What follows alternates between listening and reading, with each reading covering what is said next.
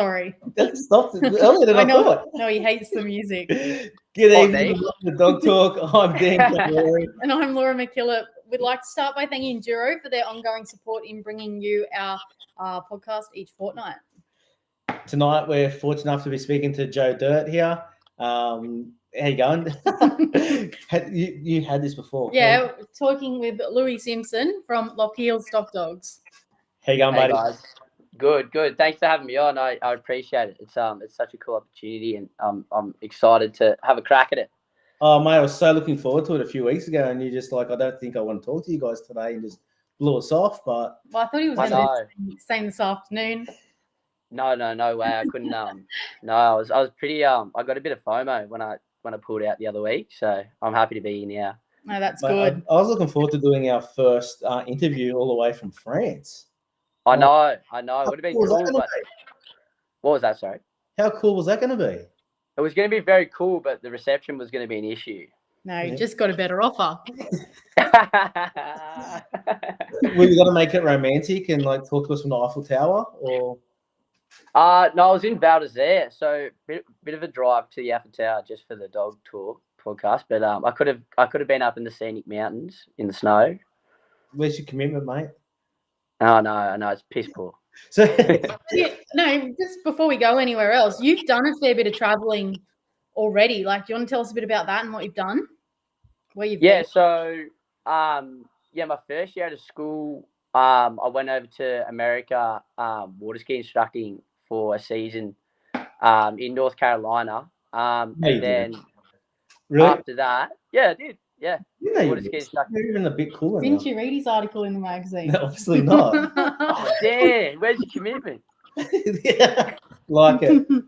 But yeah, no. So went over there, did a season coaching water skiing and driving boats, and then I went to England and did a harvest for a couple of months with a family that like I still talk to now, which was good fun. And I had a few mates over in England, so that made just the trip even better. And then I got back from there, went fencing for 6 or 7 months. That I was doing that on and off during school, working for a fencing contractor, and then I went to New Zealand and worked for Twin Oaks Angus for a couple of months, and then COVID sort of came in. So I had the tail between the legs and sort of went back home because I didn't really know what was going on. But that was my first exposure to like really good working dogs, was when I first went to New Zealand. Which was cool. Yeah, well, and the last trip we mentioned France, mate. What was you doing there? I already know that. That was just a boys' trip. Me and Dad went over for a couple of weeks, and yeah, we just skied and drank and had lots of fun. So yeah, it was really good. We had some family friends there, from Forbes, and their two boys working over there. So they sort of had all the local knowledge of where to go and stuff. And we stayed in Val d'Isere, or Val d'Isere, I can't really pronounce it, for 2 weeks, and it was well worth the trip. So yeah, it was good fun. Did you pick up any French? No French, just Irish, actually. Just Irish? Yeah. No, je m'appelle Louis? I tried that, but they just looked at me and just walked away. I just no game. I'm pretty thorough in French. Je m'appelle Daniel. J'ai 9 ans. Je suis malade. I learned that when I was in year 3. So my name is Daniel. I'm 9 years old and I'm sad. That's all I know. Wow. Yeah. Sad. Yeah, that's all. That's some weird 9-year-old energy there. That's all I remember. Can you say that in German? I cannot say it in German, but I can say. I can go. Je m'appelle Louis. Comment ça va? My name is Louis. How are you going? I think. I can count to 10. That's about it. But that said, that's good, Laura. I've got my Malinois. I have French commands for my Malinois. Oh, really? This was in English, yeah. So this was pretty cool. I've always thought about that. Yeah. Like watching like Aladone and stuff when they're commanding their dogs in Welsh. I've always wanted to like give that a go, like try a different language, but it freaks some station hands and managers out, I reckon, over here. Well, the hardest thing I found was remembering how to say it. Yeah. What's that word for down again? Couche, and the dogs are done 16 other things now. I've missed it. Yeah. The sheep are already over the fence by that point. Yeah. Yeah. Where'd you grow up, buddy? So I grew up just in between Albury and Holbrook, a place called Mullinjandra. My dad and mum lived there. We just had a couple of 100 acres there, just a grass block, and we just traded cattle there. So no breeding, just trading cattle, and then so basically Holbrook's my hometown, like the main town where I know most of my friends and stuff like that. But yeah, it's a great part of the world, and some pretty cool country. So it was a good place to grow up. And where to from there? You go to school down there as well, or? Yeah, so I went to Mullinjandra Public School. So that was a school with 12 kids most of the time. It ranged from 9 to 15 over the years, and it's only just closed down a couple of years ago, which is sort of sad to see. But fair enough, there was only 6 kids there or something by that stage. But yeah, and then I went into Aubrey. Scots in Aubrey. Till year 8, and then I was really fortunate enough. My mum and dad sent me up to boarding school for year 9, 10, and 11 in Sydney, and I had the time of my life. I didn't do a huge amount of school, but I did a lot of socialising, and it was good fun. Like I really, really enjoyed it. Did you go to St. Greg's? Or? No, I went to Scots. Yeah, right. Yeah. In Bellevue Hill there. In where, sorry? In Bellevue Hill. Like between Double Bay and Rose Bay on the hill there. Yeah. No. I was waiting for that to click in with you. It explains. Yeah, I was waiting for that. But, you can see the private school boy comes out at times. Oh, at times you can really yeah. see it, and then other times like, did you really go to school in Sydney? That's a bit wild sometimes. Yeah. But I was fortunate enough to get a bursary to go there, which helped out hugely for my folks and stuff, through my Scottish heritage, which is pretty cool and pretty niche, I thought. Yeah, so it was a cool opportunity. Like I thank my parents a lot for that. It was really good. It's amazing how many country people actually come up to like St. Greg's and that as well, or even in boarding school. Like some of the loosest units I know that are on the land that like went to King's Grammar and schools like massive prestigious schools. Right? Yeah, but it's not all school. Yeah, well that's right. That's right. Well, a lot of those boys actually have a bit of talent, and they go up and play footy, or they can do maths, or they can spell their name. So, So what'd you do out of school, mate? You come out of Scots? He's already he's gone went overseas. Yeah, but after straight out of school. Away from your traveling, like where'd you? Yeah, so basically like finished like Twin Oaks. Like finished there, like came back to Australia, and sort of plans changed. And then I actually contacted a recruitment lady called Anna Brown. And she just I was really fascinated in dogs, but I was playing a bit of polo cross at the time, so I was also sort of in between horses and dogs. And the first place she took me to was Benny Costa's place to go for an interview.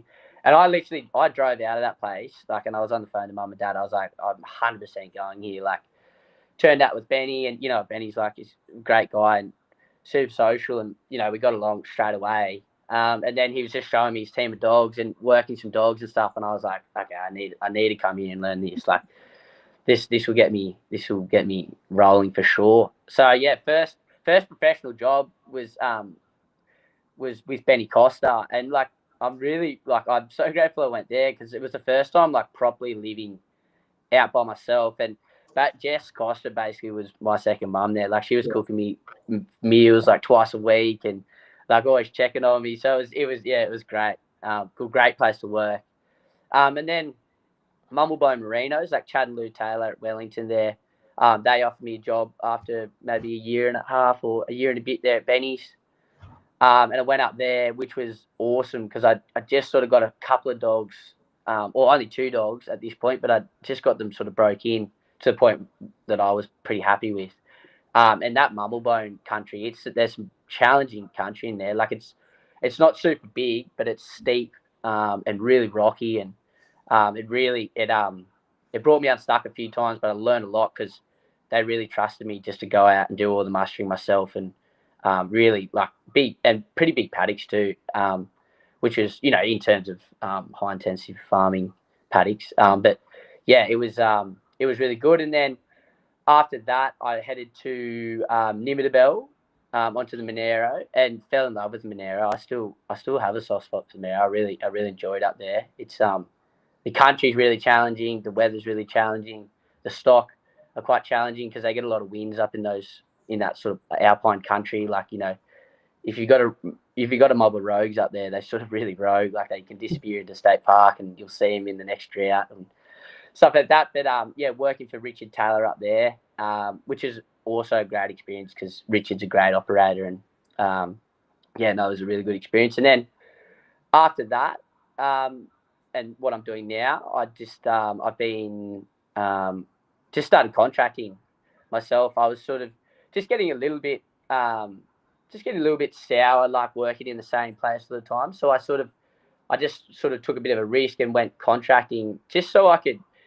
And yeah, what I've learned from it is just I can lock in at one place and learn their program or what we're doing at the time.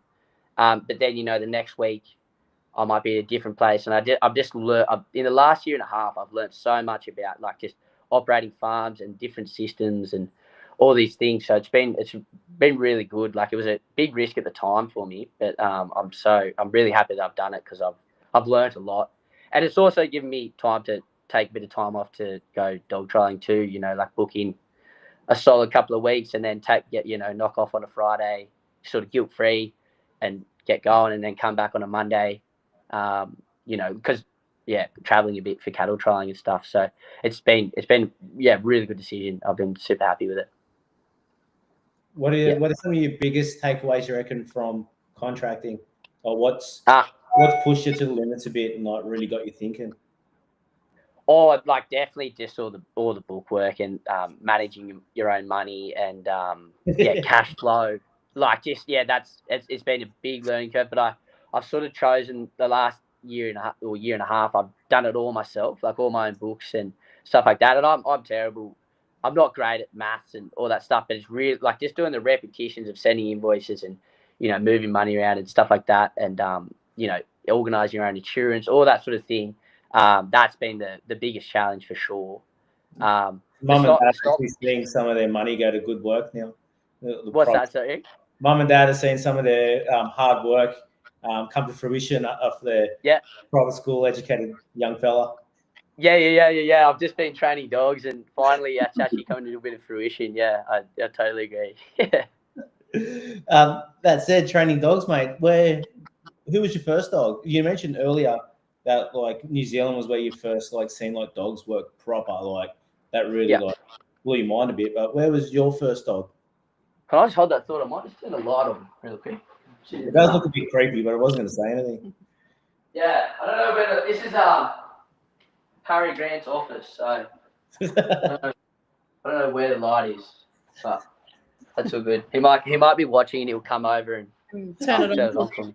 But so my first dog was Cookie, who I sort of got at 12, like when I was 12. There you go. Thanks, Harry. That's Harry's screen. I'm just shaking the mouse to get it going, a bit extra light. My first dog was my first working dog that sort of was Dad's and mine, but I spent a fair bit of time with her, was Cookie, and she was bred up the sort of like up towards the Middle Valley by Graham Cook, and she was just like a supernatural, honest bitch,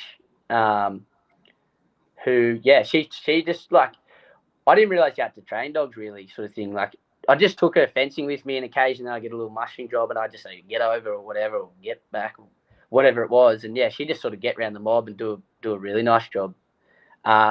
And then my first dog as a professional was Wolf, and he was like 3/4 Huntway, quarter Kelpie. And he was a sweetheart of a dog. He was huge, but I loved him to bits. Actually, he was a great dog. But he just was loose as just shift sheep. I don't reckon I used him in the paddock till he was about 3. You know what I mean? He only just slowed down then. But just an honest, like just station dog. He'd disappear into a tree, into the trees, and you wonder where he was going, and he just, just barking his head off, and these sheep would just be coming, just barreling out of the hills. No style about it, but genuinely did a really good job for me. And then Benny Costa gave me Moose, who was a Karana Roy out of a Lockerbie bitch. And he was awesome. Like he sort of matched my energy. He was probably as weird as me, and we worked well together. And he taught me a lot. He weirdly picked up sides, and he never stopped well for me. But like sides and stuff like that, I just taught him at work. And like you could give him running sides and all that thing. He was a really good dog, and he was quite strong for what he was. Like he'd go nose to nose with a cow, and he's a bit of a vegetarian. Like he didn't love biting, but he would stay in the pocket, and like he was just there all the time, Moose. And just a solid yard dog. Nothing spectacular, but sort of got the job done for those 3 or 4 years where I didn't have any other dogs to get going. So Moose did a mountain of work for me. Yeah. And what about now, mate? Like, I love this disco you got going there. I'm so sorry about that. I don't know how. That's sweet. So I also I was very interested in the collies too, and I had an old dog called Cap from Croft, and I got him at about 13, 14 months old, and that was my first introduction to the whole UK thing, and I've sort of fallen in love with it, ever since. Like I've always got one coming. He sadly passed away breaking in weaners a couple of years ago. So he was, but I've still got I've got Merv, which is a Mun's Bill out of Craigley Sky. And she's an amazing bitch. Like I really love her. Like just got all that UK handling, wants to listen. But just as soon as you drop the reins on her, her nose is down and she flanks out really nice and just super biddable, nice dog to have around. And then I've got Wol, who is by Zone out of a Lockerbie bitch, Jock Emily, Java of Sarah Hank. And I got given him by Henry Cartwright to train. And I got a couple of weeks in and I said, so I don't think you're getting this one back. Like I really love it. And Henry's been, great to me, and we've sort of swapped dogs in between then. But Wol's been a great job. And then obviously Jem, who is a Tess, wanted by Tess out by Zone, and she's the girl for me. Super natural in the paddock. Don't have to say much, but she does everything well. She backs in the yards and works heaps of cover, and you have to encourage her in to work cows, but as soon as you ask her in, she'll be in there doing a job for you and silent. And then I've got a Huntway bitch called Blue, who is by a dog that Dave Crawford bought called Bully. I think he's passed away, and out of one of Dave Crawford's Huntway bitches. And she's awesome. Like I love Blue. She's good fun. She's just a little pocket rocket. Super biddable and works for me. Probably not as powerful as most Huntways, but just sort of it works for me, especially on this side of the mountain, working with composite sheep and stuff like that. Like you don't actually need that much power. I find composite sheep are generally trying to find the hole, so having a bit of a lighter Huntway behind it sort of works. But when I go back up onto the Monero and sort of work, sheep at Luke Platz's, those sort of heavy, traditional wool types, I can struggle a little bit. But, I still get the job done every time with her, but it's just not, you're next to Luke Platts with his big, powerful sort of hunt ways. I'm like, that looks nice, but it doesn't look nice to train. And then I've got a Crawford's Jack bitch pup who I'm super excited about. She's a little fluff ball out of Crete of Tom Lewis's. Yeah. And then I've got a homebred dog pup out of Merv by Munns Roy. And then I've just got a station bred red dog called Kevin. And yeah, Kevin, who's he's the tip of the spear at the minute. Like I'm at Rippling Waters here till mid-March breaking in weaners. And yeah, he's just walking around like, who wants it? Just he loves it. So it's great to have him. Because I'd be sort of stuffed without him. And yeah, he's station bred, but he's, he gets lost every now and then, but he's an honest dog and he loves biting them on the nose. So he's been a real asset lately. With a massive variation in your team there, just with breeds alone, is there a particular style or trait that you like to follow, or do you just whatever comes kind of like? Well, no, there isn't, to be honest. Like if I like the dog as like a person sort of thing, like if I like their vibe and the way they get around, the way they hold themselves, the way they behave on the buggy, around the house and stuff, like in the camp, they'll generally stick around. I'll give them a bit more of a chance if I like them, because I'm sort of finding as the more dogs I'm breaking in, they sort of, they go through stages. They can be really nice as a pup, and then you might have a couple of months where they're like, oh my God, I don't like this anymore. But, that's in terms of on stock. Yeah. But if they're nice to have around and they sit in the buggy all day and come to work with me, I don't really mind. I actually really like the variety in styles that I've got in my team, because as especially for me as a contract, some days I might be mustering ewes and lambs, and then some days I might be pushing cows and calves, or you know what I mean, or in the yard. So I just like having just a tool belt with all different tools on it, and you can just grab whatever you need. So that there's definitely I definitely don't have a type in my team at all. Like all my dogs are very different, and they're all very good at what they are in the team to do. Like as a whole, the dogs might not look great, but like as a team member, they've all got a key role, and that's why they've stuck around. Like I reckon most people would have got rid of Kevin, because sometimes he ends up in the middle of a mob, and you're like, how did you even get there? Like when did you get there? But when it comes to in a tight yard breaking in weaners where it's really confrontational, like I wouldn't do it without him, sort of thing. Yeah. But in the paddock, it's sort of like, wait, hang on a second, how did Kevin get there? Like why is Kevin there?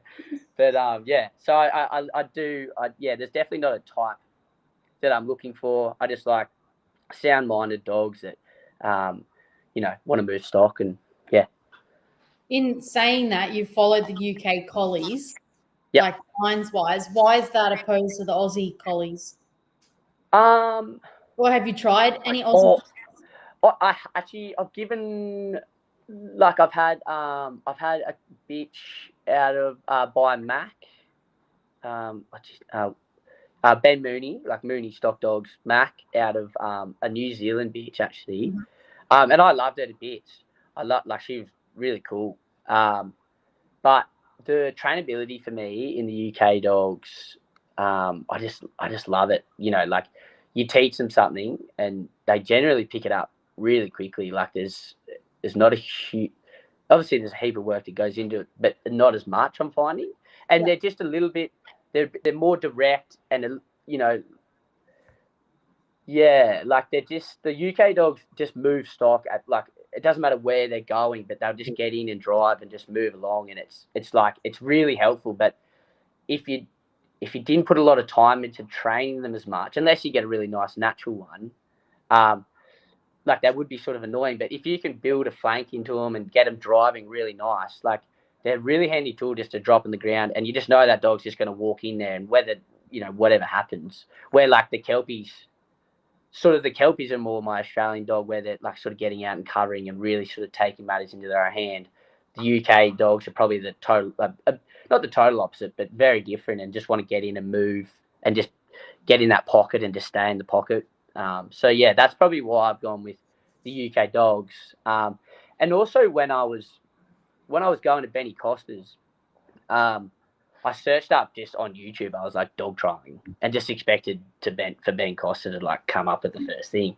Anyway, got in this rabbit hole as we all do on YouTube and stuff, and just went down just found like Aladone and Richie Hutchinson and all these handlers like doing this huge distance like trials, and I was like, oh, Ben can do this. This is amazing. Like that's what I thought dog trialing was, sort of thing. And so basically from the start, like I was just on the UK thing from the start, sort of thing, in terms of just I want to be able to handle a dog like that, like at huge distances and shedding and all that stuff. I just sort of thought that was dog trialing, which is so like naive of me, but yeah. But you're right on there. Like one thing I learned in Norway was those UK collies, they don't give a shit what direction they move stock.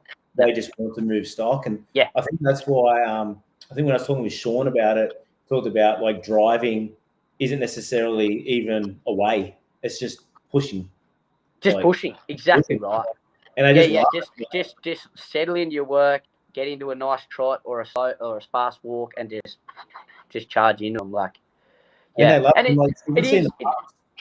What's that? Sorry.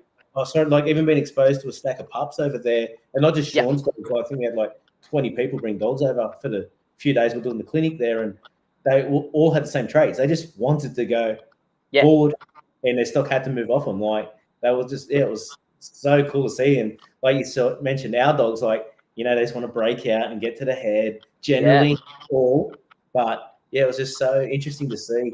And like as a general thing, like some of those, like obviously I don't know enough about them, but like they're, as a general thing, like they can actually, the UK pups as a base level, when you first put them on, be quite ugly and sort of, you know what I mean, it doesn't look, you're like, oh my god, look pretty coming from an Aussie Kelpie sort of thing, where, you know, like Benny's pups at 6 weeks are like, you know, covering and kicking out, and I was sort of thrown off by Cap at the start.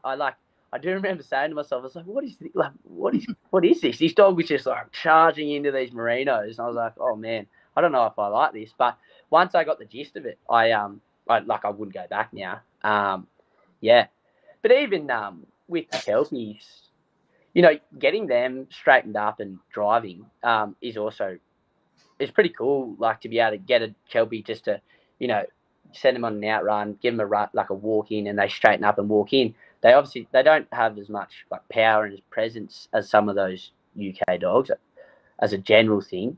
But like it is cool when you can get a Kelpie straightened up and driving and sort of trying to shed and stuff. How challenging is it?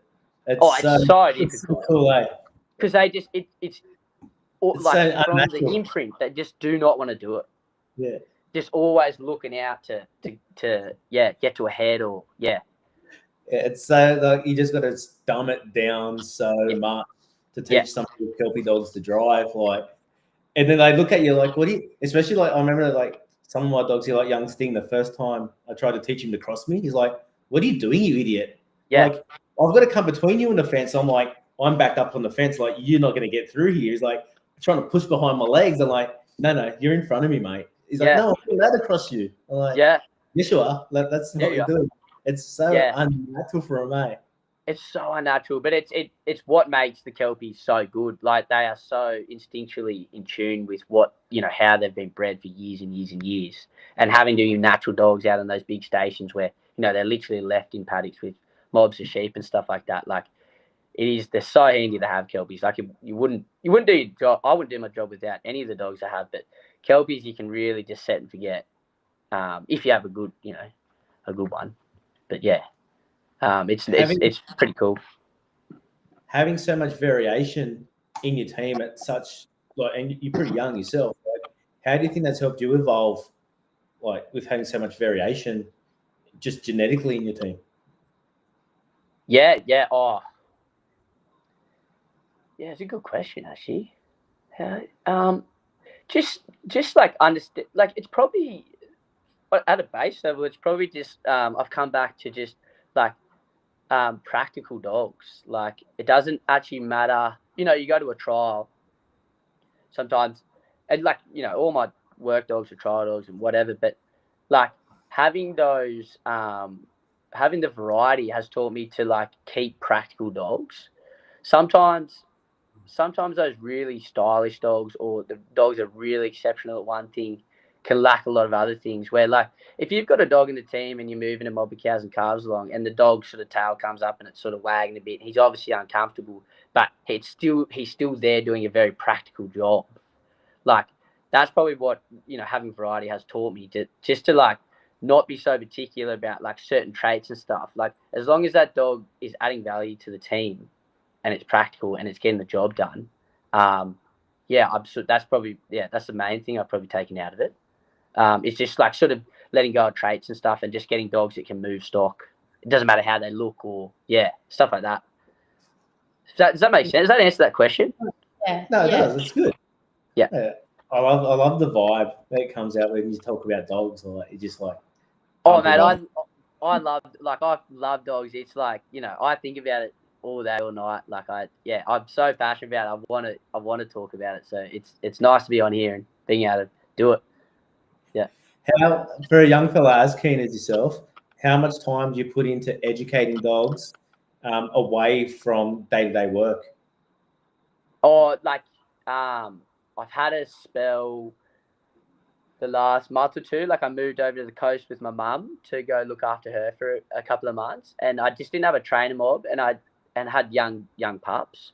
So I've had a bit of a spell, just over Chrissy and stuff. But like every day, if I can, it's sort of weird for me not to train a dog at least once a day. Like, I got home, I had to drop a bitch in at the vet last night. And I got back home here at 8 o'clock, and it was nice and cool. So I thought, I'll go train a dog. Like, at least away from work, at least once a day. And whether that's, the boring stuff of, getting a dog on a lead and getting them like reacting to your body pressure and stuff, or just going out and literally just giving a pup 3 laps this way, 3 laps that way, straighten it up, walk it, or but it definitely goes in stages. So all that balancing up and stuff with young dogs, I don't drill it into them. I just get them sort of going nice, and then just get a cool off and a stop, and then sort of go to work and just let them. Like, I've made a mistake with a few dogs early on, just getting them probably a bit robotic, and taking a bit of work out of them, because I was getting them like so perfect that by the time they're at work, they're sort of almost waiting for commands and stuff. Like, not, they're doing the job, but just not as connected as they should be with their stock and work. Yeah. So my new sort of program is just get them, that basic stuff right. Like, cool off has to be like one cool off, bang, like off, get that mint, and then a stop. If they need to stop, if they're sort of a softer sort of hold off sort of dog, I won't. But if they're really full on, I'll get a stop, and then just let them, drop them on, have them on the buggy every single day with me, like tied up. And then if they get an opportunity to work twice, at a gateway where it's in control, or, a mob of weaners that have been broke in and they just have to sit long and tail them behind. And then bring them back in, and then really get like the driving and flanks into them. But once I start like driving and flanks, they'll get trained every day. Like, it just reps, just repetition, just to get it, roll, like either whether it's rolling them out or driving or anything. Like, once I'm in that period, I'll like break them in for, maybe it might be a month or 2 months. It depends on the dog and how biddable they are. But I'll lock in, get it really nice, and then again, go back, put them to work, and then, get everything polished up later on. But sort of once I start something, whether it's driving or flanks or, facing up with a hunt away, I'll just lock in for like a good month or 2 months, or, whatever it is. It might only be 2 weeks if it's a really biddable dog who wants to learn, just until I've got it right. And then, then just take them back to work and give them a spell. Well, not a spell, like they're still working, but So you're not taking them to work while you're breaking them in for that time? They'll definitely still come to work, but I won't put them in a situation where that thing I'm working on, like whether it's a flank or something, I won't ask it in there, because I know I potentially won't get it, and I don't want them to cheat. And so I just, I'll take him to work, and then if I'm a laneway or something, or I've got a big mob, and I can just send him out there, and they can just be a dog and do what they want until I've got it. And then once I've got those flanks or whatever it is really nice on them in the training yard, and they're taking it every time, and they're sort of just looking to sort of, not escape, but they're just sort of like, okay, I get this now, boss. Then I'll try it at work, and then sometimes at work it doesn't go as planned, and you have to sort of get out of the buggy and sort of start again, and just getting out of the buggy for 5 minutes just to get that flank right, instead of going like, oh, I'm at work, I'll just leave it. I'll just get out, get it right, start again, so they know it's just a roll on from the training yard. Yeah, and those pups that you had while you're at your mum's, how have they developed not having that everyday training that you were doing before, like with previous pups, or has there been a difference? In terms of just like spending that time off stock with them, they just, I'm all about not building any of the training doesn't come from any fear. It just comes out of a genuine connection between you and the dog. It's not like, yes, boss, I have to do this. It's like, yes, boss, I want to do this for you. So like with those pups, is like spending all that off stock time.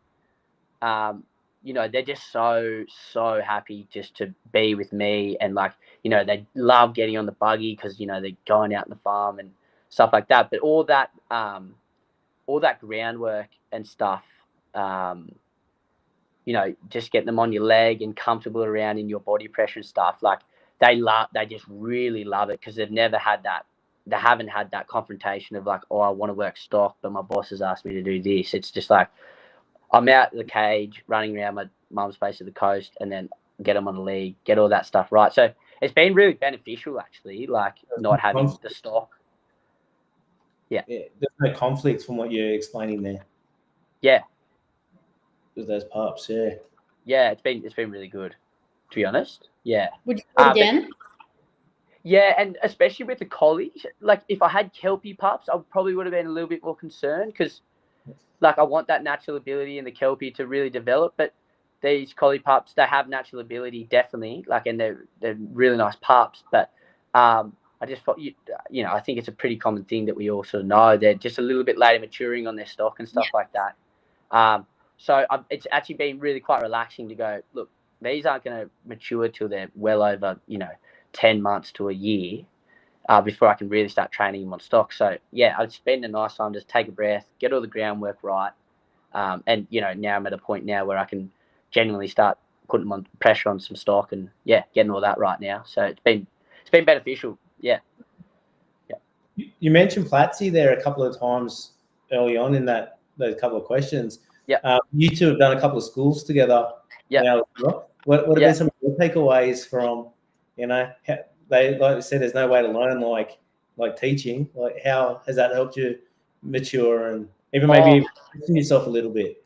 The schools, like, I couldn't think of a better person to do it with, Platzi. Like, he's one of my really good mates, and we can have a good laugh. But when the school was on, it was on. Endurance with the schools, I reckon. Like, it's a big day. It's a big day. Like, helping people out.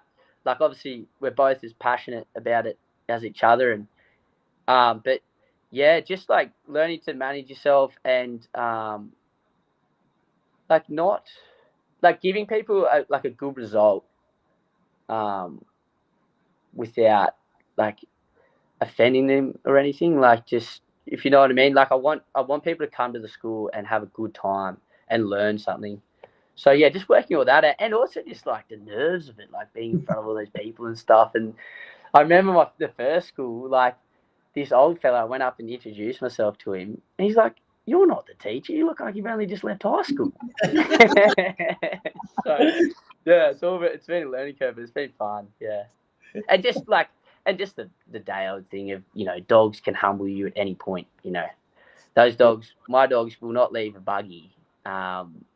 At work or anything, but you're at a dog school, and at least once a day, one of that dog will jump off and go, "Wait, am I working now?" Like, which they'd never do at work, but in front of a crowd of people, they're always going to do it, and just accepting it and just going with it, and yeah.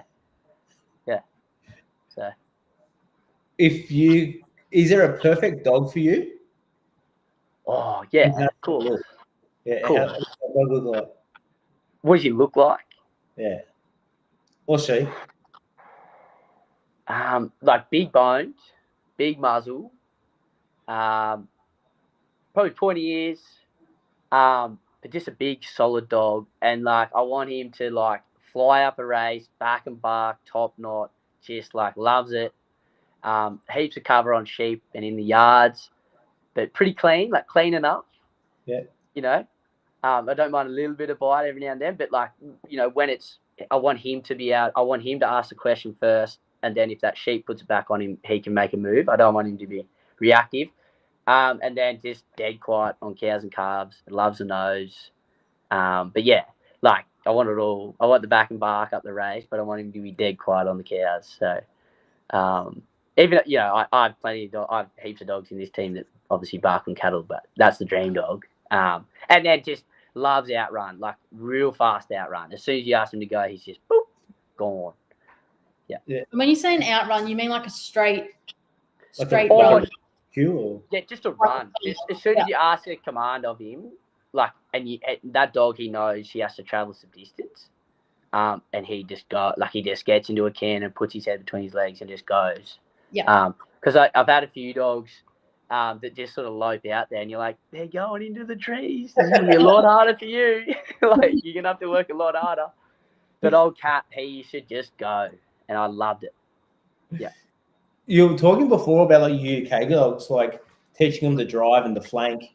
Do you use any long ropes or leads for that, or do you prefer to use your body positioning? Yeah, body positioning. Yeah. And why do you prefer doing it that particular way rather than like introducing long leads? Excuse me. I just, like I've sort of like I dabbled in it maybe once or twice along leads, and I just found myself, because I haven't been taught by anyone, I just got lost, and it just probably took a bit of confidence out of the dog. Like it, So the body pressure is just what I've been taught from the start, sort of thing. And even with horses, it's the same sort of thing. Pressure and release.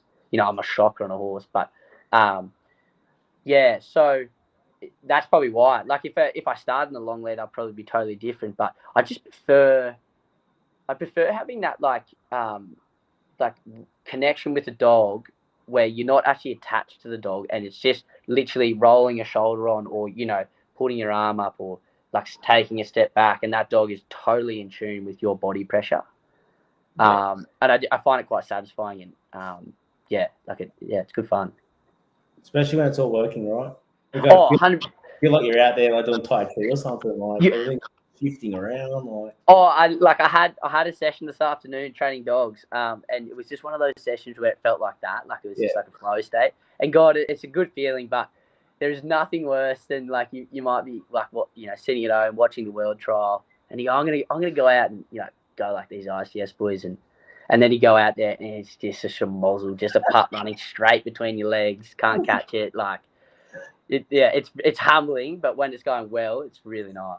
Yeah, I've got a 4-year-old dog here at the moment. I'm trying to do some work with a 4 for a mentor of mine, and I had one of those sessions with him on Friday where it was just like, and everything was just new.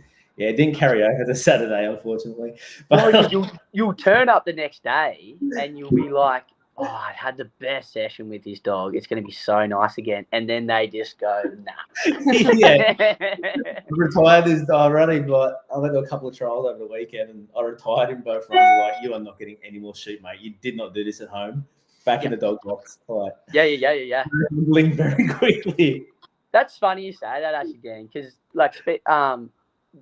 Hamish Dixon and I have been doing a fair bit of travel to these northern dog trials and stuff like that, which has been awesome. Like, Hamish is an amazing handler and like super talented and just a true competitor.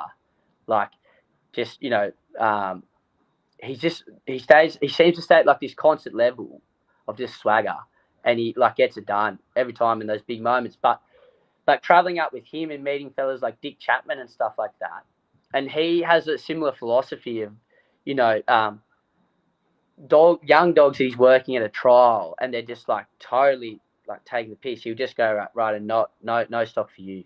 Like I don't know the exact words. He's like, I wouldn't even give him the pleasure of working the stock. Like they gotta go home. I'm not letting you persevere out here. Like you just which is interesting because I've never thought of it that way. But it is a good way to look at it. Yeah. I the psychology, but basically, like you don't do the work, you don't get the chocolates, and sit in a dog box and think about why you're not doing it now, right? Yeah. Like this dog the other day, last Friday, one of my mates was here watching me. He's like, "Are you even talking to that dog? Yeah. Like, are you even helping it?" And it was just like the subtlest little whistles and body movement. And as soon as we got in the trial ring, both days he's just like, I've got this. Yeah. I got this, boss. The week before, he was like pretty good, and I'm like, yeah, okay, back to the drawing board for you, mate. Yeah, and that is the best thing about trialing. Like, trialing has improved my work so much and my training so much because of those super humbling moments where you're like, you can so easily just blame it on the dog and go, look, that dog was being a prick to me, but that dog wasn't being a prick to you. It's just your techniques aren't refined enough, and you need to go home and refine them to a point where that dog just knows what he's doing out there. Like, you see a lot of dogs just get lost on a trial course because of, all young dogs stuff up. There's no doubt, but it's how that dog comes back in the next couple of trials. Like, if you're still doing the same thing, your techniques at home need to be refined. And I love those humbling moments. Like, I still remember my first trial run at Nimbidabel, and like Moose just ran an absolute thing on me, like just a shocker. And it actually it made me tear up a little bit going to the car. I was like, oh my God, because I came in, me like sort of half cocky, like I do this at work all the time. I just put it around the course, and it humbled me. It humbled me so much, and I just went back and I was like, Benny, at this stage when I was working with Benny, I was like, what do I need to do here? And he got into me, so it was good. But so many nice teaching moments at trialing if you look at it the right way. Yeah. What got you to your first one? Benny. Yeah. Benny. Yeah, I was dead set on not trialing. I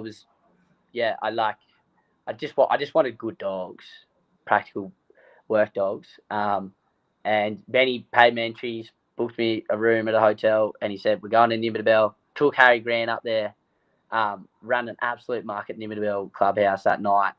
I could hardly breathe the next day. But, Benny got me around to all those first trials. And, as I said in that article, like, I'm so thankful to have Benny because, he's such a social bloke that, just going into all those crowds of people, it can be quite nerve-wracking, confrontational. Like, people are there to win or, in their own group or whatever. But, like, Benny just broke the ice for me and it was, smooth sailing. But Benny got me into trialing. Yeah, Benny and probably Harry Grant too, he was going to a few trials at the time. And, I haven't been to a lot of trials the last couple of years, but it's actually been a shame that Benny's kind of like, and I love what he's doing with his family, but he's kind of stepped back from the dog trialing because he's just such a great character and personality to have. He's an energy, isn't he? Like, you just know, Benny's there if Benny's at a trial. Yeah.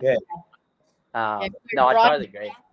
Bridie's seen Benny at a few drafts, and from the stories, he's exactly the same as what he is at a dog trial. Like, I went to Holbrook draft, and I was like, "Do you own this place, Ben? Like, how do you know everyone already? Like, what?" Yeah. No, and I think there's a lot to be said for that, Louis. Like, going to your first few trials with someone, like, I know that's how I got into it with Daniel, and like, it's for a young person to have someone. It's not always the social butterfly. As much as you are, it's still nerve-wracking going into a group of people who you have no idea who they are. So to have someone to sort of tag along with, like, it's a big deal, and you're sort of always thankful to them for that if you've stuck with it. Yeah, and like, some of my best mates to this day, like-minded friends, are like, because of that. So it's really cool. I totally agree, Laura. Yeah. So while we're on trialing, I suppose, what type of trial, people out here that don't know a lot about you, what type of trialing have you had a crack at? So, like, yard trialing was my first go, like, with Benny, and love yard trialing.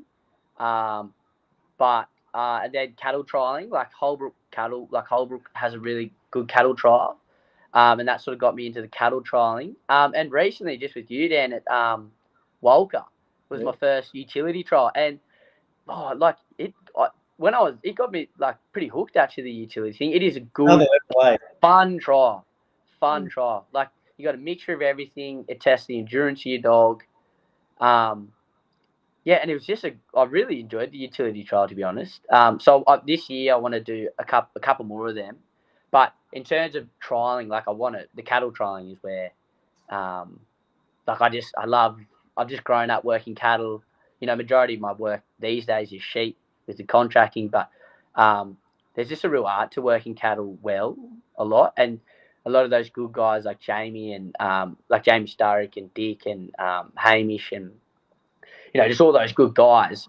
It's not a fluke that they, you know, on a bad, you know, cattle are bad at a trial, and you know they get the good cattle every time. It's not getting the good cattle. It's just that the art of how they work cattle. And Dick Chapman has been huge for just little tips that he's taught me with the cattle trialing that has just changed it. You know, just you know, I used to sort of always just, you know, get the dog in behind the cattle and then get back out to lead and behind and just pushing around a lot of time. And, you know, Dick was just like, hold a point wherever you think the pressure is, just keep the dog there and stuff like just little tricks like that, which I never really thought of. And it's just that you'd know Laura with like the 3 sheep, like just, and the same with utility there, and like, you know, holding a pressure point and working with it. But yeah, cattle trialing is the passion at the minute. And I would love to get overseas to, you know, whether it's America at one of those big long distance cattle trials or an ISDS trial over in the UK. Like I would I would love to get over and have a crack at that and just get humbled again by those guys. And yeah, like it'd be really good. So just while you were giving Walker a plug there, like the beauty about that particular trial, it's one of my favorites. Like, the venue is awesome, but you got your utility trial, which is like, for me, the best test there is for a sheepdog. But then you got the cattle trial, like from the other side, and you can run your dog in everything there. And like, to me, that's just as good as an all-round stock dog kind of competition as well, right? Like it's just, and you get like the best of the best in the cattle, and you get the best of the best in the utility. You're not getting like, you know, I love the USD and the SSD and stuff like that, but like a lot of those good cattle guys can't come down because of the sheep sort of side of things. And you're dead right, Dan. Like going from a utility trial where I'm up against you, who's like at the top of the game, they're utility trialing, and then you go across the street, and then you got like Dick Chapman, and you know, yeah, I totally agree. And the Walken venue is so nice, like trees, shady, water everywhere. It's great. Yeah. You mentioned there like the SSD, USD, Golden Collar. Like, what is it about those? I've been fortunate enough to catch up with you at a few of those events. Like, what is it about those trials that attracts you as well? The crowd of people, like it's always just there's always a good crowd at those things because people, you know, like there's always a good amount of money up for offer, and like there's you know, it's the ultimate dog or the supreme dog, like, you know, it's a cool title, but just the 3 events, you know, having a dog that can do those 3 events is pretty special to a high level. So the quality of dog that you see there and the people that it attracts, like it's, you know, it's always a good group of handlers at those events. So yeah. Have you got a special moment or memorable moment at an event yet? Oh, with the dogs, not the teenies. Yeah, no, the dogs. The year, like I think it was 2 years ago at Holbrook, like my home trial, and I cleaned up 2 divisions. Like that was a really cool weekend for me just to do that in my home spot. And then like winning the Supreme Stock Dog last year was pretty special. Like that's the biggest win I've had, and yeah, just the feedback that I got from so many people, you know, like Billy Luff. By the time of the presentation, Billy laughs. Oh my God, this is the biggest win, mate! You bloody, like, you know, it's just all that like love that you got, like the love I got from, winning a few events and stuff. Like people genuinely want to see you do good. The guys that the good guys do. So yeah, and also the man from Snowy River Bush Festival dog trial, so much fun.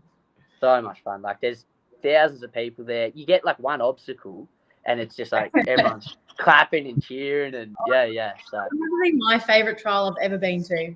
Like it's great, isn't it? It's so you much can't fun. explain it. You just cannot explain the atmosphere. Yeah. You got Steve there on the mic, just like commentating. The entries are open on that for that and start of March, so I'm keen for that. Yeah. We're here now talking about some pretty high level of dog communication, right? Like being able to do the job you do, trial at the level you're trialing at. But it wasn't that long ago, probably 30 minutes ago, where you mentioned, I think it might have even been old Cookie, where it was just like, get over. Yeah. How have you progressed? Like how do you go about educating yourself to go from book to bang? Like good guys, the guys you surround yourself with. Like I was lucky enough to get Benny, and then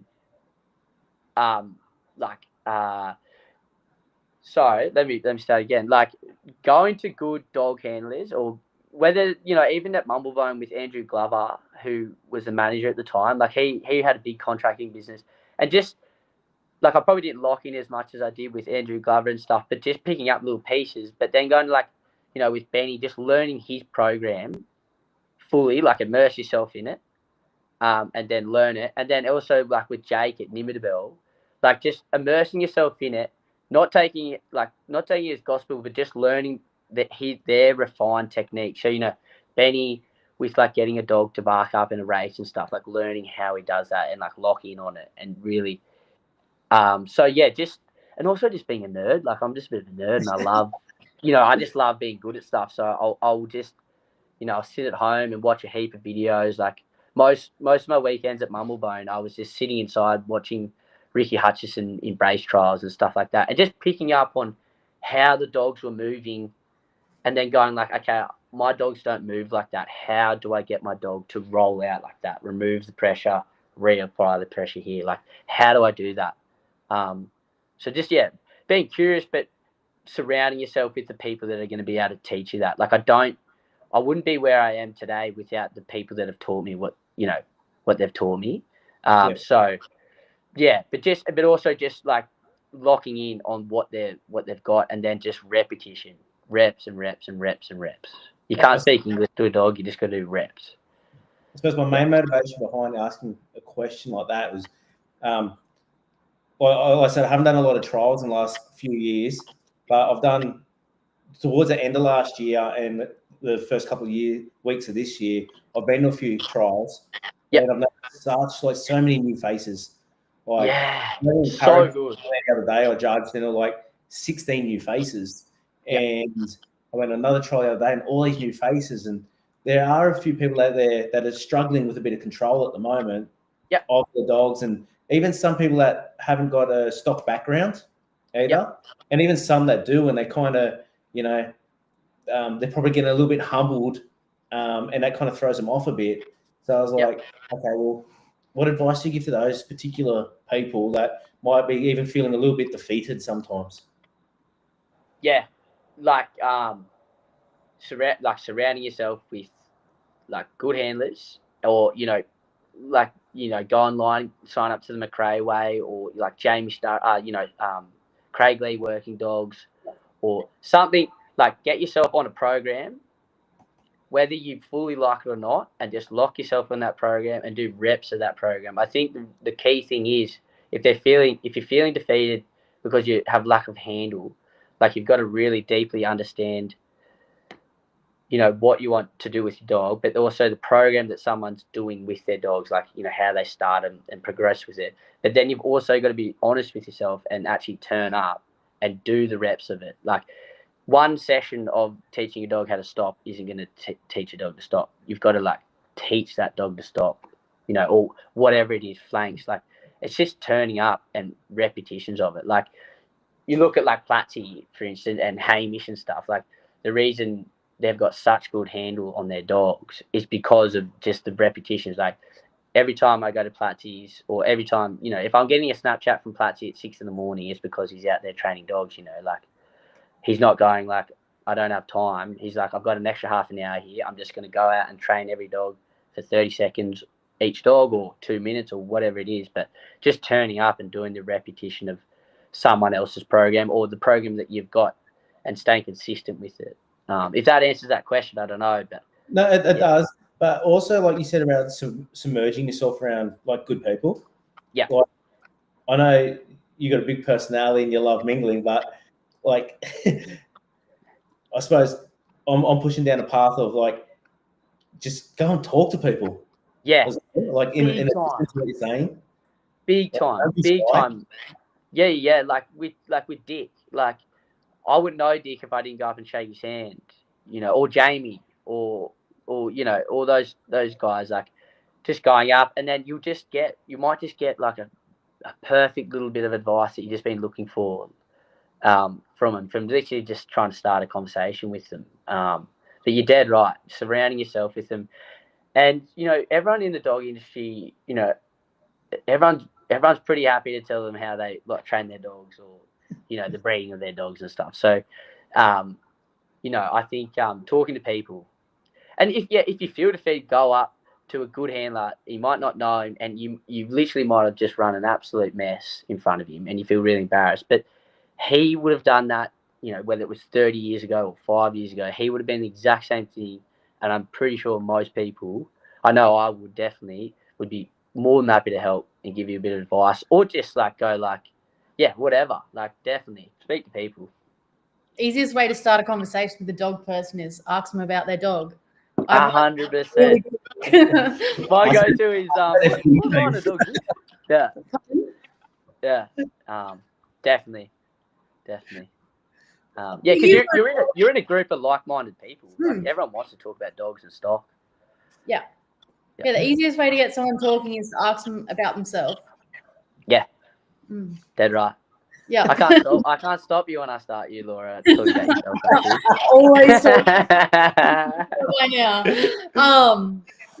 But in saying that, you weren't always not outgoing, but like when I first met you, you weren't coming up to people, shaking their hands, saying, "How you going? I'm Louie." Like that's something that's obviously the industry has grown and aged as well. Yeah, definitely. Like the last couple of years I've gotten confident, like, more confident. And that's, I think that's just through dedicating yourself to something genuinely, for a couple of years. And the beauty of it, and the beauty of like this dedication that I've had with the dogs is like I can just take that, what I did, dedicating, getting up, training dogs every day, and then just apply it to everything else. Like during that break with Mum, I shouldn't be saying this, I'll get made fun of here, but like during that break at Mum's, like I just weirdly got into drawing, like just with lead pencils and stuff. And then I just said, if I do this every day, just draw something every day, I'll just get better. And, not in your terms, but in my terms, my drawings have gotten a little bit better. So, it's it works. But yeah, I think it's a cool thing to dedicate yourself to something, because you can then just reapply it to anything, whether it's learning the guitar or doing a handstand or, whatever it is. Yeah. I hear you're pretty good at a cartwheel. What's that? I hear you're pretty good at a cartwheel. No, not the cartwheel. Last year was the year of the handstand. This year it's a wheelie on a wheelie on a push bike. I want to be able to do that. So while you're holding up one of your stick drawings. Yeah.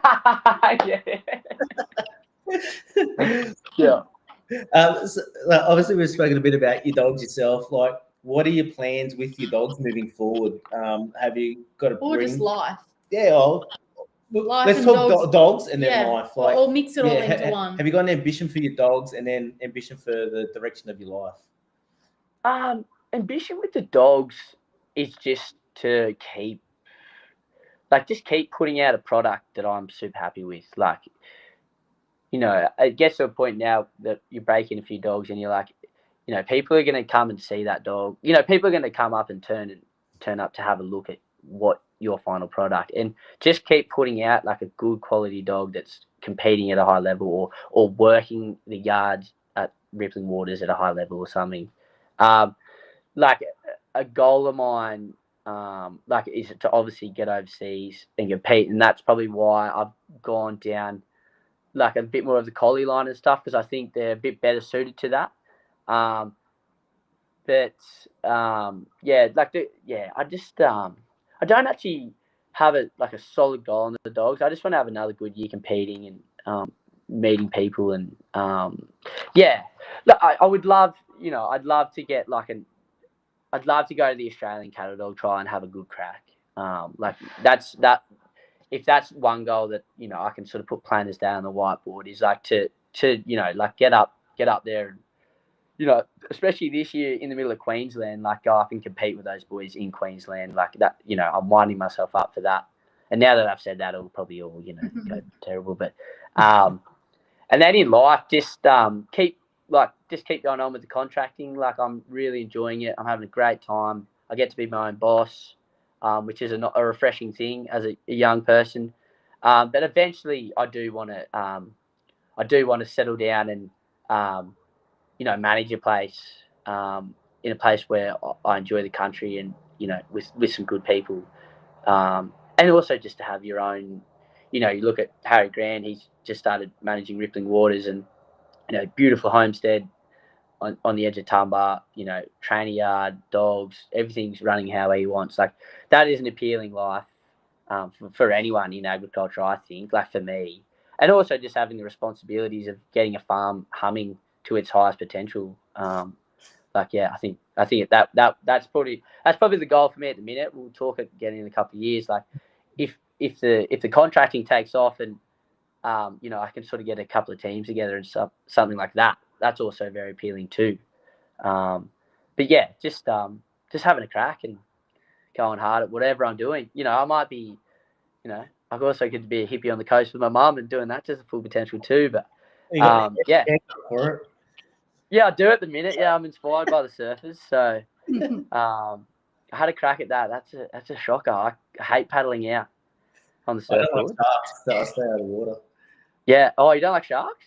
Don't like sharks. I thought you had a mean right hand though. You could just knock one on the nose. I was into the surfing and bodyboarding for a while there, and then I was in the water a couple of times, and fins coming between me and the sand. I'm like, yeah, this isn't for me. Really? Yeah, I'm like, no. Stay on the sand. No. Yeah, that's fair. I haven't had an experience like that, and I reckon it'd put the wind up me. Having a shark really, yeah. You mentioned just there about like competing, and you hear it a fair bit with a few younger handlers now about going overseas and competing.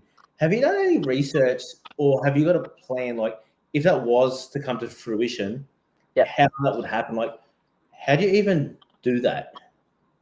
Like, this is I've touched base with Sean about it, and I've got a few connections over there through Harvest, like working over there. But yeah, in terms of like technically, I don't actually know yet. I would obviously, I would just think about getting a good quality dog, like Merv. Before Merv got jumped, that's the Munsbill Craigley Sky bitch. She got jumped on by a bull probably a year ago now, and she's got a busted leg. She still works and stuff, but she's not at her full potential. Probably like my process would be finding the next dog that I think has the potential to be able to go over and compete first of all. But then the technicalities of it I actually don't know yet, but I have started to touch base with people like Sean, and then the family that I lived with in England, saying if I had just for a place to stay and stuff like that, and then signing up to I assume you'd have to sign up to whatever it is, but technically I don't actually know, Dan. It's probably a good kick in the bum for me to actually be interesting. I've heard it a bit in the last 18 months, and I was like, oh, what's the actual process like? Even like quarantining a dog, like So speaking to Adam James about it, there was a bit of a process getting the dog back, but going over there wasn't too bad. Don't correct me if I'm wrong there, but I think with America, speaking to Ian Cox about that, because he gets a few dogs over and stuff. With like rabies and stuff. Like I don't know what the process is there. But yeah, there's a lot to it, and yeah. I'd probably have to call up Laura to give me a hand with it all, because yeah. Will do. So I put that straight on Laura. I can't handle a UK dog, so that's all yours. Yeah. Okay. Cool. Fair. A young fella that's got some aspiration to maybe put a couple of teams together. To add team members, what kind of qualities are you looking at for people that you'd like to work with? In terms of like contracting and stuff like that. Start. Yeah. Just honest, hardworking like fellas. Yeah, it's a good question. Like, you just sort of get a vibe from someone, and I just want to be able to trust them. Either if you as a boss, or as if I've gone into partnership with someone, like if you have to leave the yards and the cocky or the boss, the manager or whatever turns up, like I just want to be able to trust that person, that they're going to be able to talk to the manager or whoever it is, so that it's a healthy team of blokes that you're working with, and then just want to work and put in the hours, but also honest with me and go, like if they don't want to work these days and stuff like that, like I also want to be able to be a boss that can sort of, I'm so at the tip of the, like I've only ever employed a couple of people, and that was last year, and that was a couple of jobs, but just being like honest people that you can trust, I think. Yeah. Good qualities to have. Good qualities to have, yeah. What else do you have for him? If you could sit down with anyone, dead or alive, who would it be and why? Ooh. It's a good question. Who would that be, dead or alive? I really want to get to know Ricky Hutchison, like as a dog guy. Like I think he's a cool handler, and the way he does it is cool. But in terms of a dog guy, I'd love to get to know Ricky. But in terms of anyone, Pretty funny too. He's good for a joke. Is he? Yeah. Yeah. Pretty funny fella. Yeah. I sort of got that vibe. I don't know, Laura. It's a good. I'm really into like. I don't know. I actually have not thought of that ever. That's all good. You got some time. Yeah, can't think of one off the top of my head, but as a dog person, it'd be Ricky for sure. Yeah. Mate, while we have you there, is there anything that you would like to talk about tonight, or a message or anything you'd like to get out into our community?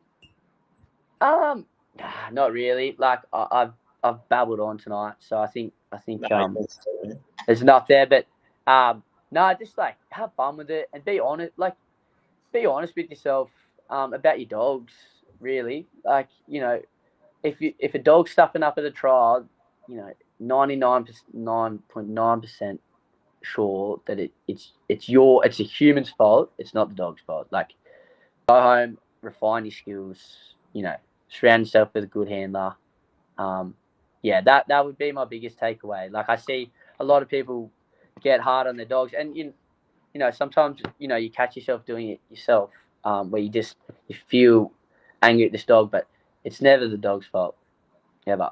Like in any situation, it's never the stock's fault either.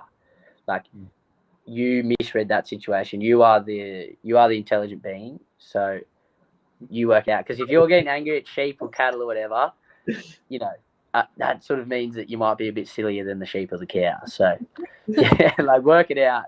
And I'm not saying that I do this. Like we all get lost and start blaming cows for not going up the race and stuff. But read the situation and do it a different way, I think. Yeah. On that note, thanks heaps for having the yarn to us tonight, mate. Took a lot away from it and really enjoyed the chat as always. Yeah, no, thank you. Yeah, I can't wait to see you guys at the next trial. I might even get to a 3 sheep this year, Laura, and try and get up there with you. We'll say that now, but we'll see. No, me and Hamish, we want to do one. Yeah, because it's just like a different level to cattle trialing. Yeah, it has to now. It's recorded. I was just saying, you want to do ISDS stuff? It's probably the closest in Australia. Not similar, to it. Yeah. No, definitely. No, but thank you so much for having me. I really appreciate it. Thanks for coming on. Thanks, mate. Thanks for the yarn, and thanks to everybody that tuned in tonight and everybody listening back. And please remember, we learn every day, and the day we stop learning will be a sad one for all of us.